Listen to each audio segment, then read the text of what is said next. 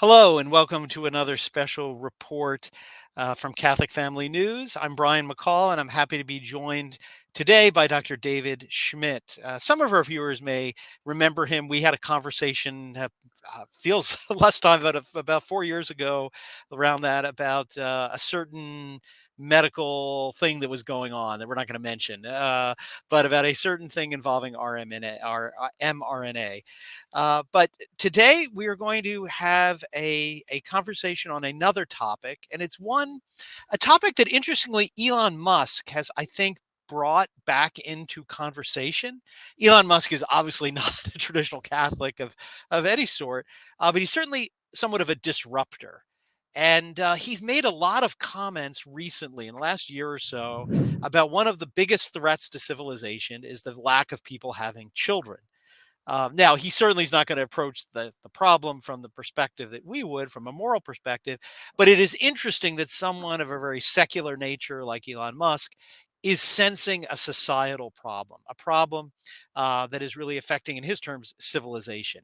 And that is the sort of widespread acceptance of contraception. So Dr. Schmidt's going to share his thoughts on this. This is a project he's been thinking about for decades. He is a neurothologist, which is someone who studies the relationships between nervous systems, the senses, and behavior, and an electrophysiologist who uses methods involving the probing and recording of electrical activity of cells, the nervous, muscular, and cardiac system. He has a PhD from Notre Dame, and in addition to being theoretical and being a college professor at one time, he's also very practical. He's invented many things. He also is a commentator, and I like what he calls a street philosopher. So he's not just someone who studied the natural sciences; he has a good grounding as well in philosophy.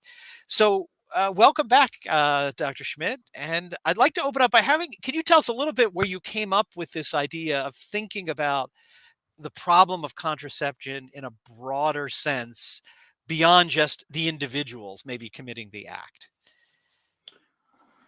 Well, Brian, thank you. It's good to be here again. Thank you. uh, I was a graduate student at Notre Dame in the 1980s.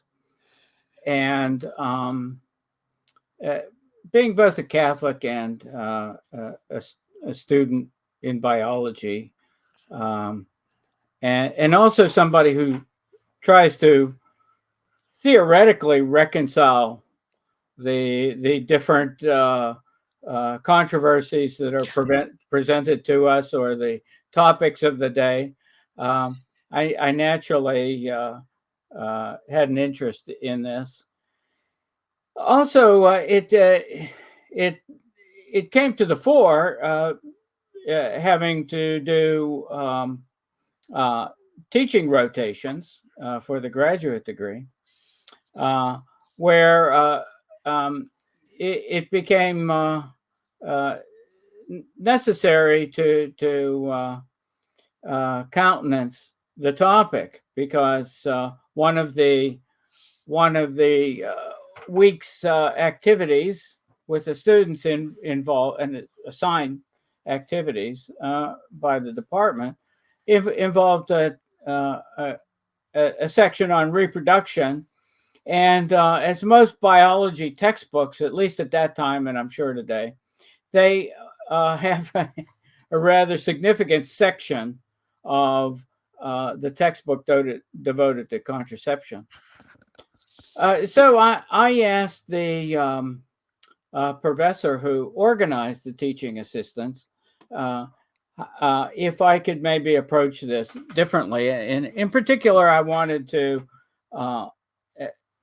emphasize or highlight natural family planning as well, and try to remove the myths that surrounded natural family planning and some of the sort of disparaging ideas that people had about it, or the ways they would refer to it as the rhythm method or something like that, all with the suggestion that it doesn't work. And this professor was okay with that. Uh, and then in conversation with her, she explained to me that in the past, uh, uh, the president of the university at the time, uh, Theodore Hesburgh, Father Theodore Hesburgh, would actually come into the biology class during that week in the auditorium. So this is the introductory class. It's one of the large classes. It's typical of most university introductory courses. And in his black clerical outfit, would instruct them on how to use contraceptive devices and methods. So this seemed very odd to me, but this is, of course, a direction that Notre Dame in general, as a culture, was going, and is probably your core listeners know. In the 1960s, the Notre Dame faculty and community was very much on the edge, filled with excitement, thinking that the Vatican was going to approve of artificial contraceptive methods. After all, the Anglicans had gone down that road in the 1930s, and it was about time the Catholics do it. And there had been lots of literature and magazine articles written about it, and priests opining and nuns opining. So it was a great shock when Pope Paul VI issued the document Humanae Vitae. And surprisingly, I think even for Pope Paul VI, who was extremely liberal in other ways, he managed to come up with this document that reasserted the church's longstanding position that longstanding is perhaps not even the right word, almost throughout history, its position that contraception was morally wrong. So this sent shockwaves through the university, and when I was there with many of the faculty members who were still being jostled about by those shockwaves. Anyway, so a few other things started to fall together. I remember one evening after dinner going to the library, reading the periodical room to relax a little bit, and I just pulled a photo journal off the shelf. I don't know what it was, Look or Life or what have you. And I found an article about Nelson Rockefeller. And it indicated that Nelson Rockefeller was going on an evangelical tour of South America. Now, this didn't exactly comport with my understanding of who Nelson Rockefeller was, but I think he was going there with a group of Protestant missionaries, perhaps Baptists. I think the Rockefellers were Baptists. But then in this article, I found indeed that one of the little gospel items that he was going to be preaching was contraception. So of course this helps complete the story. American wealthy magnate goes to South America to convince the Catholic South Americans to be Protestant and to use contraception. So now some things start to fit together when you and I realized, because it was always talked about very much, that Theodore Hesburgh was on the board of Chase Manhattan Bank. Yeah. Now this kind of really completes the whole story, especially when you try to consider the Notre Dame miracle, this explosion of building, modernization of the laboratories, And the attempt to go from a Midwestern football university / college to a nationally recognized research university. Well, and Hesburgh's name is all over. If you go to Notre Dame today, expensive buildings around there.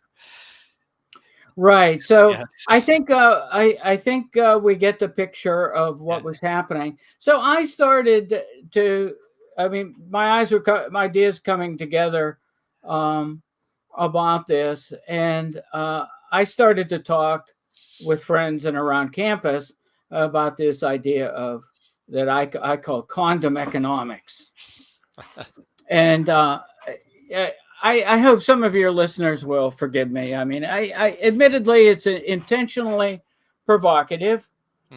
Remember, I was also trying to penetrate a shell, if you will, of, on the one hand, young people who were completely comfortable by the 1980s with sexual topics, 2 decades on after the 60s sexual revolution. And I was also trying to jar the established Catholics,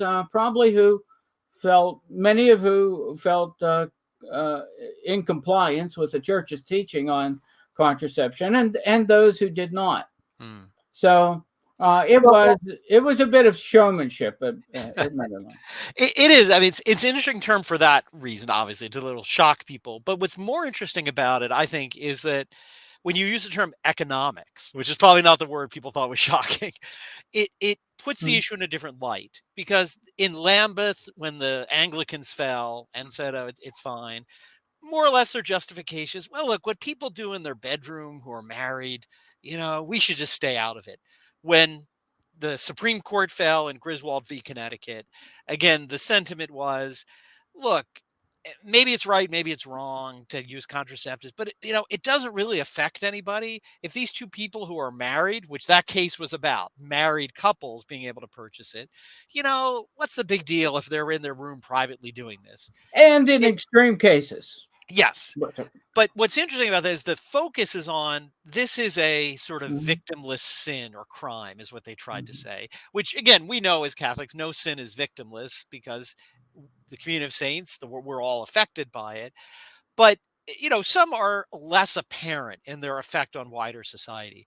By talking about this, though, as something that has an economics that affects economics either in the small sense, the microeconomics, or even the geopolitical sense, says that this issue is not something that just has ramifications between two people in a bedroom, but has much wider societal effects. And I think that in some sense is more shocking to people to make that claim, that this is not just a private thing between people, but something of public concern, is a little bit what I think Elon Musk is touching on. Again, that this is a civilizational issue. So with that in mind, could you what did you mean? What do you, when you use the term, or if we call it more broadly contraceptive economics, because it's not just that one particular means that's the problem. Correct. What do you mean by it? What are you trying to capture in this phrase? To watch this full episode, go over to catholicfamilynews.locals.com or just click the link in the description to become a premium member. There you'll not only get access to this episode, but you'll get an early edition of the monthly newspaper in PDF format, other episodes on things such as law, theology, and the Mass, and you'll also get an extra story from the weekly news roundup.